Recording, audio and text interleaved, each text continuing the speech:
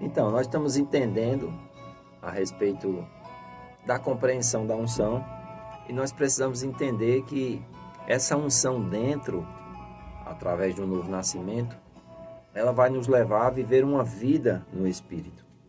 A promessa do Espírito Santo habitando dentro de nós havia sido dada desde os tempos antigos. Isso era uma promessa, né? No Antigo Testamento. Ezequiel, capítulo 36, versículos do 26 ao 28, diz assim: Dar-vos-eis coração novo, e porei dentro de vós espírito novo. Tirarei de vós o coração de pedra, e vos darei um coração de carne. Porei dentro de vós o meu espírito, e farei com que andeis nos meus estatutos, guardeis os meus juízos e os observeis. Habitareis na terra que eu dei a vossos pais, vós sereis o meu povo, e eu serei o vosso Deus. Então, aqui nós já vemos a promessa, né?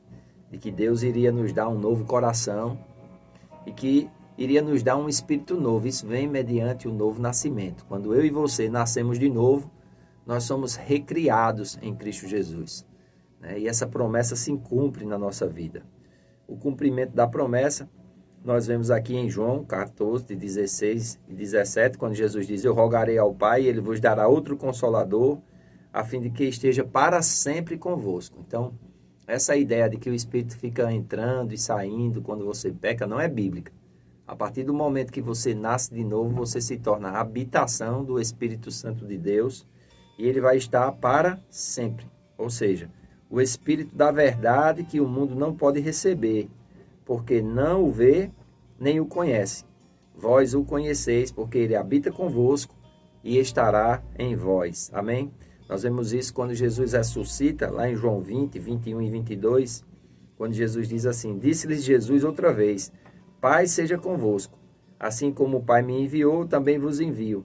E havendo dito isto, soprou sobre eles e disse: Recebei o Espírito Santo. Então, esse soprar remete, né, ao Éden, quando Deus fez Adão do pó da terra, e era só um boneco de barro, e Deus soprou nas narinas o fôlego da vida, e Adão passou a ser alma vivente.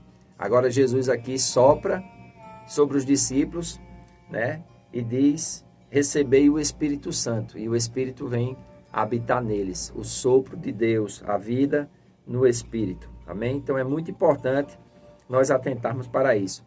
1 Coríntios 6,19, já falamos aqui, Paulo está perguntando àqueles irmãos de Corinto, porque entre eles existiam ainda muitos problemas, né? E eles não tinham ainda entendido essa nova realidade, né?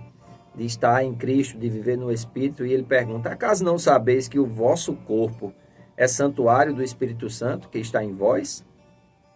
Ou qual tendes da parte de Deus e que não sois de vós mesmos? Então, essa falta de compreensão de que o Espírito habitava neles, que eles não eram mais deles mesmos, mas de Deus, levavam eles a viverem uma vida aquém daquilo que Deus tinha como proposta.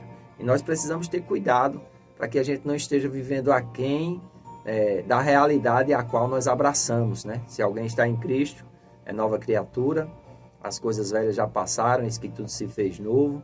Isto provém de Deus, que nos reconciliou consigo mesmo através de Jesus Cristo e nos deu o ministério da reconciliação. 2 Coríntios, capítulo 5, versículos 17 e 18, nós temos agora o ministério da reconciliação, ou seja, Deus estava em Cristo reconciliando consigo mesmo o mundo, não lhes imputando as obras, mas chamando, né, a se arrepender e se reconciliarem com Ele. Amém? Então é muito importante nós atentarmos para isso. Efésios 1,13 diz: Em quem também vós, depois de ouvistes a palavra da verdade, o evangelho da vossa salvação, tendo nele também crido, fostes selados com o Espírito Santo da promessa. Então, essa vamos dizer assim, é a escada do novo nascimento, né?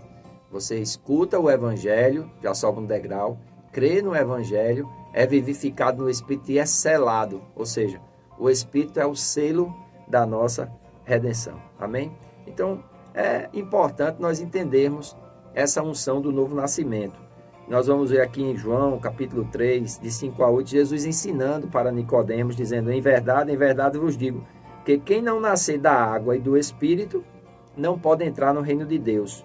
O que é nascido da carne é carne, e o que é nascido do Espírito é Espírito. Não te admires de eu te dizer, importa-vos nascer de novo, ou é necessário nascer de novo. O vento sopra onde quer, ouves a sua voz, mas não sabe de onde vem nem para onde vai.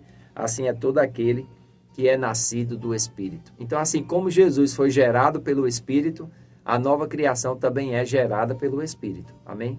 Ser nascido de Deus, ser nascido do Espírito. Ao nascer de novo, o homem torna-se templo, a habitação do Espírito de Deus, o que o torna um ser ungido. E nós precisamos, para quê nós estamos sendo ungidos? Para que essa vida de Deus em nós se torna realidade? É para nós sermos bênção na vida uns dos outros, amém? É para nós agirmos como Deus quer que nós venhamos a agir, amém? Então, essa unção vem para nós sermos reis e sacerdotes aqui nessa terra, reinar em vida, né? Como Paulo fala, escrevendo aos Romanos, os que receberam a abundância da graça e o dom da justiça reinarão em vida através de um só, a saber, Jesus Cristo. Romanos capítulo 5, né? Versículo 17. Então, esse reinar em vida, nós precisamos entender que essa unção vem para nos trazer um comportamento diferente. Como vimos no Antigo Testamento, a unção vinha apenas sobre profetas, reis, sacerdotes e algumas pessoas com um chamado específico. É importante ressaltar que Deus ainda está ungindo pregadores e profetas, assim como também a reis e sacerdotes. Então, o papel do sacerdote no Antigo Testamento eram intercessores junto a Deus em nome do povo e ofereciam sacrifícios que cobriam seus pecados uma vez por ano. Jesus, contanto, foi o sacrifício que resolveu o pecado de uma vez por todas. E hoje podemos estar na presença de Deus livremente. Em Apocalipse 1, de 5 ao 6, diz: E da parte de Jesus Cristo, a fiel testemunha, o primogênito dos mortos e o soberano dos reis da terra, aquele que nos ama e pelo seu sangue nos libertou dos nossos pecados e nos constituiu reino e sacerdotes para o nosso Deus e Pai. A Ele a glória e o domínio pelos séculos dos séculos. Amém. Nós fomos libertos pelo sacrifício de Jesus. E agora, nesta vida presente, não na glória, mas aqui, agora, amém, nos tornamos reis e sacerdotes para o nosso Deus, podendo, portanto, interceder, ou seja, ser representante de outros, tomar o lugar de outro diante de Deus, amém? Como sacerdote, levando as petições, apresentando a vida das pessoas. Como Paulo diz que gerou os Gálatas, estavam sofrendo a dor de novo, nós precisamos gerar pessoas para Deus, amém? Então, nós precisamos entender que nós recebemos com essa unção uma graça e uma justiça que vai nos levar a reinar em vida, amém? Apocalipse 5:10 diz: E para o nosso Deus os constituiu reino e sacerdotes, e reinarão sobre a terra. Então é muito importante nós compreendermos essa unção que opera dentro. Essa unção que nos faz viver uma nova realidade, que nos faz viver uma nova direção. Para que a gente não decaia daquilo que nós já alcançamos, não venhamos a decair, né, ou a cair da graça de Deus, mas permanecer nisso. Então, isso só é possível por causa da unção em nós. O quê? Reinar em vida. Assim como Davi recebeu uma unção para ser rei, cada crente nascido de novo recebe uma unção para reinar. O mesmo Espírito que ungiu para o ofício de rei habita em cada um de nós e em nós habita para que nós possamos reinar em vida. Amém? Romanos 5,17. Se pela ofensa de um e por meio de um só reinou a morte, está falando de Adão e da morte espiritual, ele diz: muito mais, os que recebem a abundância da graça e o dom da justiça reinarão em vida, ou seja, agora, através de um só, a saber, Jesus Cristo. Nós não reinaremos quando estivermos no céu com o Senhor. A Bíblia diz que reinaremos em vida. É nesta vida que reinaremos por causa da unção. Amém? E a unção, ela vem com objetivos específicos. Ela vem com propósitos bem definidos. E nós precisamos compreender essa unção dentro de nós. Amém? Deixar essa unção se manifestar na nossa vida para fazer com que nós venhamos a cumprir tudo aquilo que Deus tem estabelecido para nós, enquanto seus filhos, enquanto seus servos e assim fazermos a vontade do Senhor. Amém?